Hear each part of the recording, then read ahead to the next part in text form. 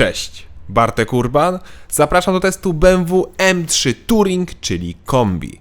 Wreszcie, po 12 latach od końca produkcji BMW M5 E61 doczekaliśmy się kolejnego prawdziwego M-Powera w kombi.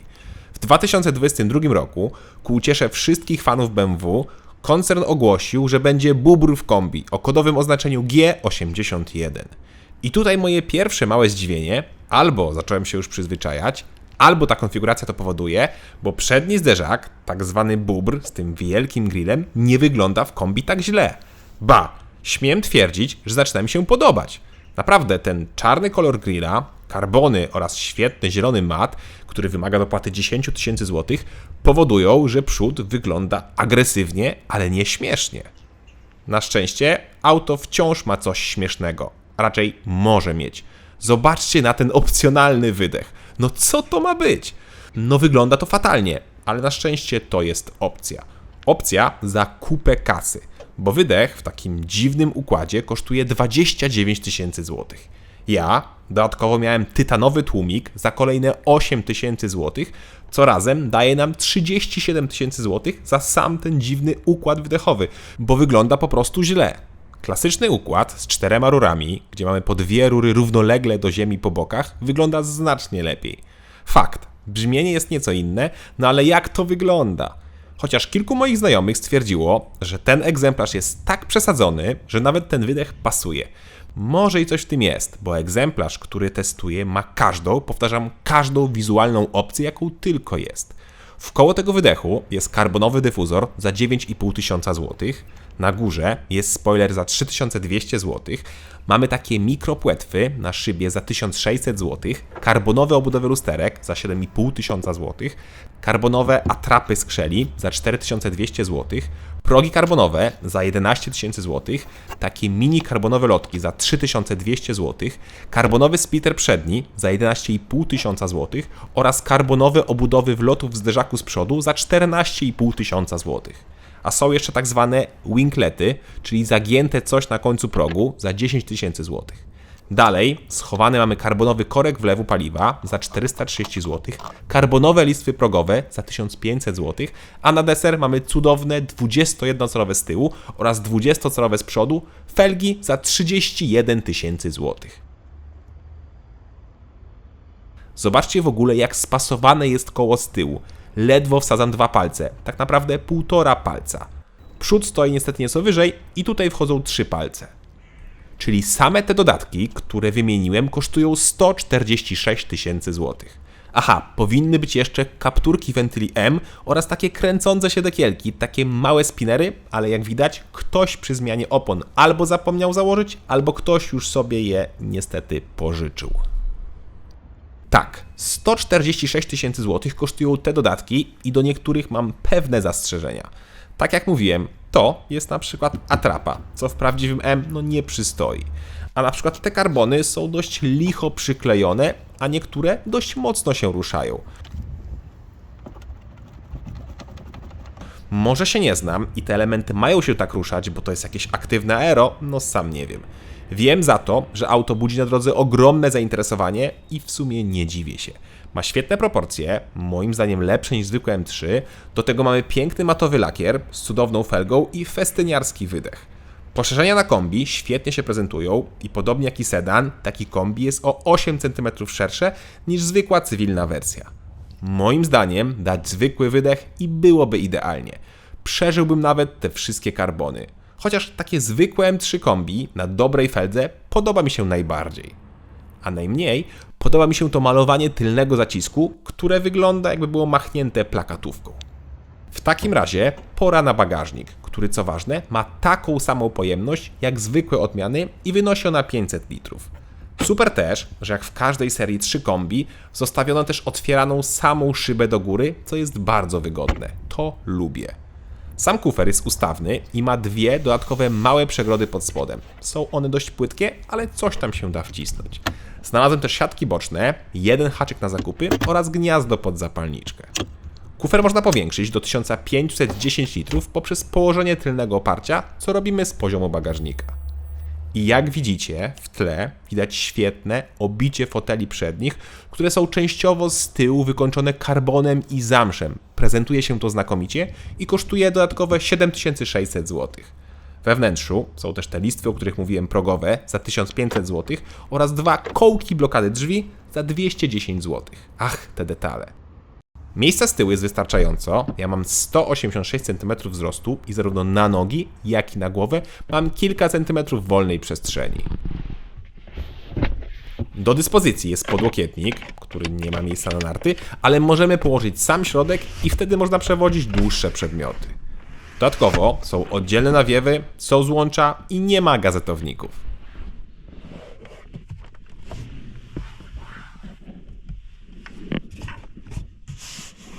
Pora więc usiąść z przodu. I tutaj możemy mieć 2 rodzaje foteli. Albo takie jak w testowanym egzemplarzu, czyli w miarę klasyczne, ale i bardzo wygodne, albo można dokupić takie rasowe kubełki za 24 000 zł z takim karbonowym miejscem chyba na pindolka. Jeździłem i z jednym i z drugim fotelem i te klasyczne są znacznie wygodniejsze. Fotel ma naprawdę dobre trzymanie boczne i ładnie wygląda. Czego już nie można powiedzieć o desce rozdzielczej, bo M3 Kombi, podobnie jak i poliftowe zwykłe serie 3, dostały nowe wnętrze z 2 tabletami obok siebie. No nie wygląda to zbyt dobrze oraz teraz nie ma panelu od klimy, tylko wszystko klikamy na ekranie. Dobrze, że chociaż zostało jeszcze pokrętło od głośności. Został też iDrive, czyli pokrętło od obsługi multimediów, ale jak ktoś chce, to może obsługiwać ekran za pomocą dotyku albo gestów.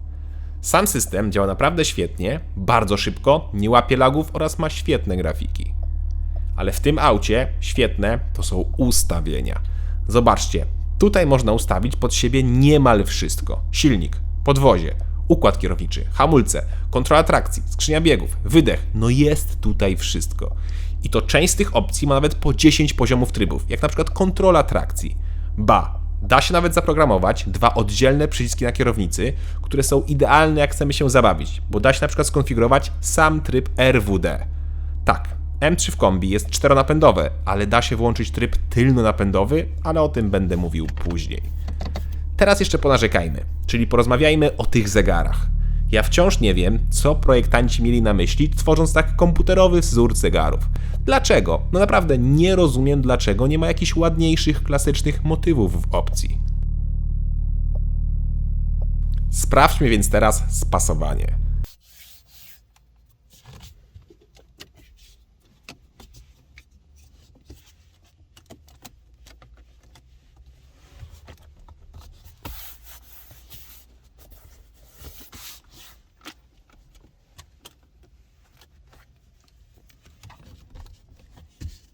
No cóż, niektóre elementy skrzypią, ale tylko pod mocniejszym naciskiem. Podczas jazdy jest cisza. Chociaż za te pieniądze tak nie powinno być i tak. A, i jeszcze jedna rzecz, jak zamówicie dodatkowe karbony na progi, to uważajcie przy wysiadaniu, bo łatwo się o nie pobrudzić, a dzieci, które mają krótsze nogi, mogą na nie przez przypadek stanąć. No coś czuję, że mogłyby się kiedyś urwać. To rzućmy okiem na schowki, a potem zaglądamy pod maskę.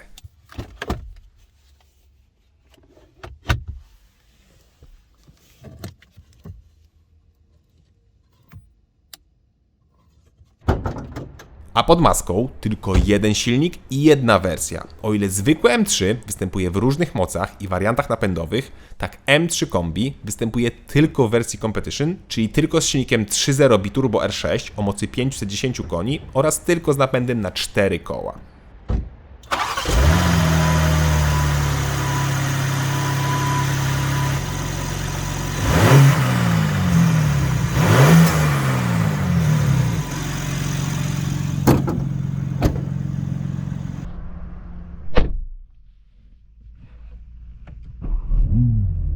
I tak jak mówiłem, jest to napęd, który pozwala rozpiąć przód i mieć tylko napęd na tył.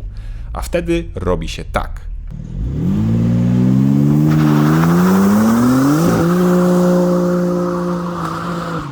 No auto lata bokami jak szalone. 510 koni oraz 650 Nm zwijają asfalt i to nawet startując z napędu 4x4. Poważnie, robiłem pomiary 0-100 i zawsze czułem lekki uścisk, a raz postawiło mnie tak bokiem, że musiałem robić kontrę. Katalogowo czas od 0 do 100 to 3,6 sekundy. Pora to sprawdzić.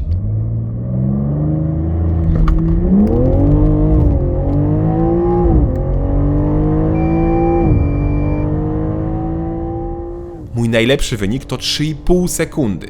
Najlepszy, bo tak jak mówię, auto gubi trakcję nawet z 4 kół i czasy ciągle były pomiędzy 3,5 a 3,8 sekundy. Czyli wciąż piekielnie szybko. Zrobiłem też pomiar bez procedury startu na najsłabszych trybach i mój wynik to 4,4 sekundy. Czyli wciąż niesamowicie szybko.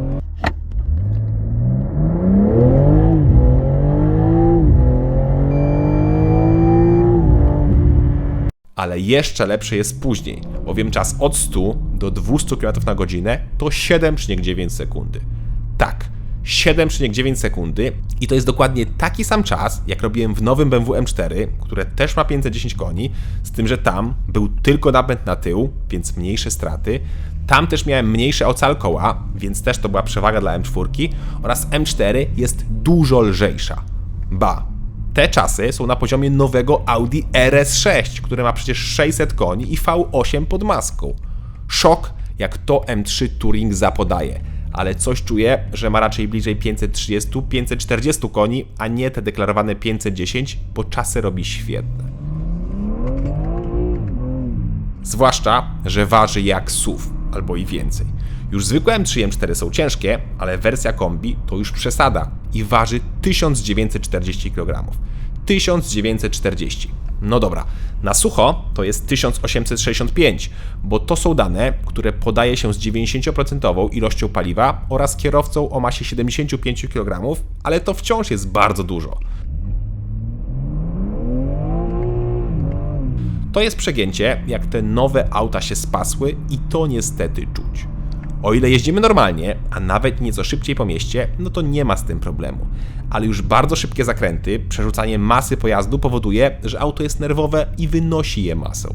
To samo jest z hamulcami, które puchną i tutaj, jak chce się mocno upalać, trzeba by zainwestować w ceramiczny zestaw, który jest w opcji, ale niestety jest drogi i kosztuje 42 000 złotych.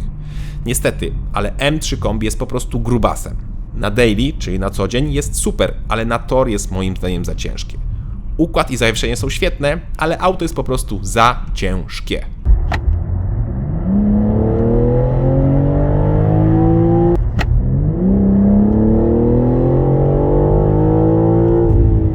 Ale osiągi tego nie pokazują. Podobnie jak i elastyczność. Auto zbiera się jak szalone. Szkoda tylko, że moim zdaniem zabrakło tu pazura, tej brutalności, z której słyną M-Powery. Poprzednia generacja M3 i M4 miała dwusprzęgłową skrzynię biegów i przez to biegi biła mocniej, bardziej hardkorowo i to dawało więcej emocji. Tutaj osiągi są lepsze, biegi są zmieniane niemal tak samo szybko, ale jednak wszystko dzieje się za lekko, bez emocji. Auto łatwo zrywa trakcję, ale jeszcze łatwiej je opanować, tak bardzo jest przewidywalne i łatwe w prowadzeniu. No i ten koszmarny dźwięk w kabinie.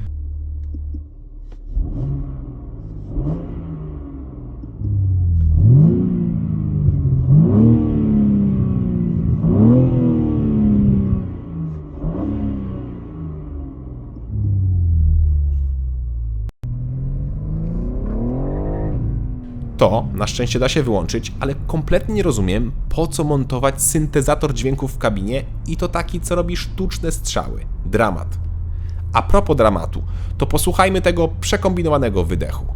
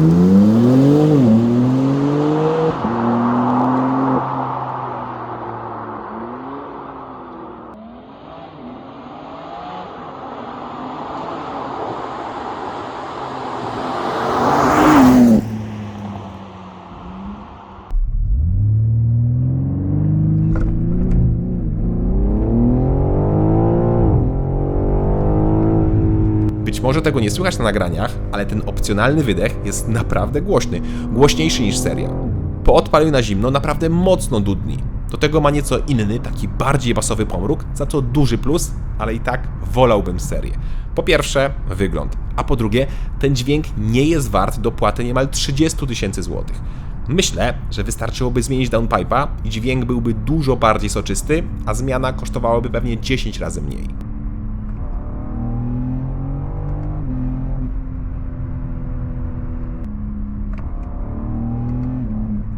Wróćmy jeszcze do prowadzenia, bo tutaj miałem swoje drugie, największe zdziwienie zaraz po osiągach, a mianowicie komfort podróżowania.